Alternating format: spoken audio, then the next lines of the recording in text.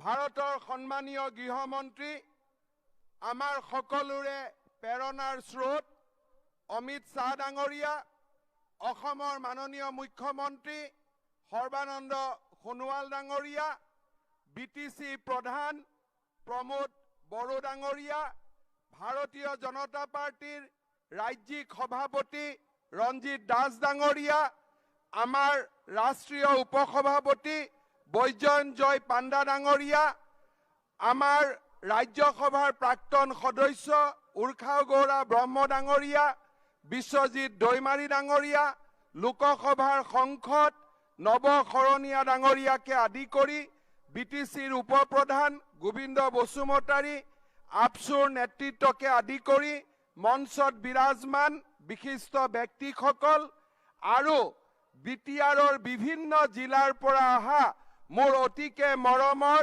আই মাতৃসকল, যুৱক যুৱতী বন্ধু বান্ধৱীসকল, আজি মই প্ৰথমতে আপোনালোকক অভিনন্দন জনাম যে এই ধৰণে লাখ লাখ লোক ইয়াত সমবেত হৈ ভাৰতৰ গৃহমন্ত্ৰী অমিত শ্বাহ ডাঙৰীয়াক আপোনালোকে যি কৃতজ্ঞতা জ্ঞাপন কৰিছে, অভিনন্দন জ্ঞাপন কৰিছে, তাৰ বাবে মই আপোনালোক সকলোকে ধন্যবাদ জনাইছো। বিটিআৰবাসীৰ হৈ, অসমৰ ৰাইজৰ হৈ আজিৰ এই পবিত্ৰ মুহূৰ্তত বিটিচিত বিটিআৰ চুক্তি উপহাৰ দিয়াৰ বাবে, বিটিআৰত শান্তি লৈ অহাৰ বাবে মই ভাৰতৰ প্ৰধানমন্ত্ৰী নৰেন্দ্ৰ মোদী ডাঙৰীয়াক অভিনন্দন জনাইছো আৰু আপোনালোকক অনুৰোধ কৰিছো এটা দীঘলীয়া হাত চাপৰিৰে প্ৰধানমন্ত্ৰী নৰেন্দ্ৰ মোদী ডাঙৰীয়াক আপোনালোকে অভিনন্দন জনাব। শ্ৰদ্ধা ৰাইজ, মোৰ বিশেষ আজি ক'বলগীয়া নাই। আজিৰ দিনটো প্ৰাপ্তিৰ আনন্দৰে পৰিপূৰ্ণ।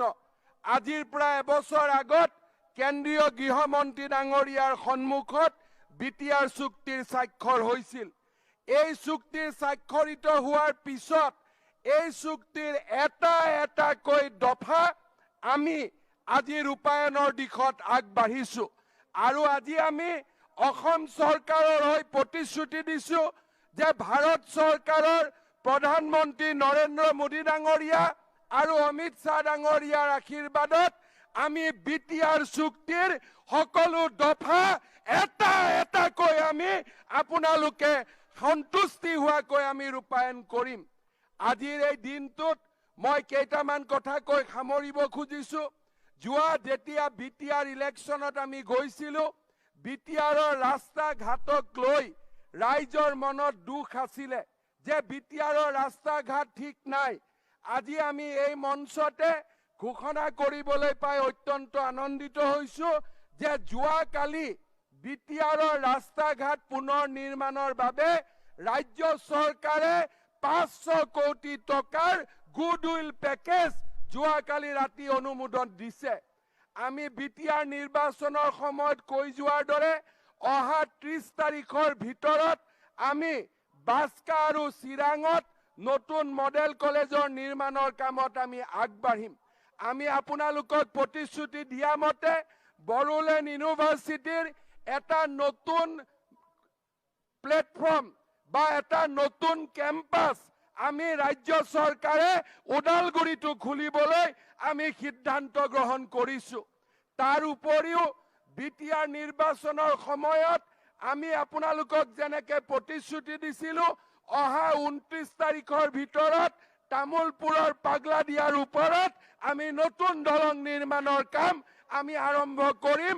আমি যি ধৰণে আপোনালোকক প্ৰতিশ্ৰুতি দিছিলো, মই বিটিআৰ প্ৰধান প্ৰমোদ বড়ো ডাঙৰীয়াক ধন্যবাদ জনাম যে তেখেতে যি ধৰণে ৰাইজক প্ৰতিশ্ৰুতি দিছিল, যোৱাকালি পৰা বিটিআৰত বাস কৰা সকলো জাতি জনগোষ্ঠীৰ ৰাইজক মাটিৰ মেদিপট্টা দিয়াৰ কামো বিটিআৰ প্ৰধান প্ৰমোদ বড়ো ডাঙৰীয়াই ইতিমধ্যে আৰম্ভ কৰিছে।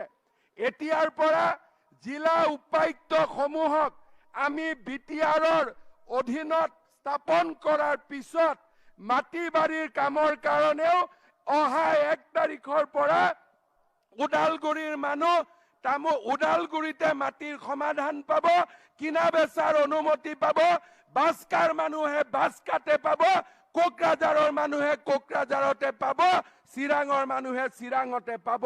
এই ধৰণে চাওঁতে চাওঁতে এই বিটিআৰলৈ বড়োভূমিলৈ আমি নতুন পৰিৱৰ্তন আনিম আৰু আমি অসমখনক ভাৰতৰ 5খন উজ্জ্বলতম ৰাজ্যৰ ভিতৰত আমি প্ৰতিষ্ঠা কৰিম।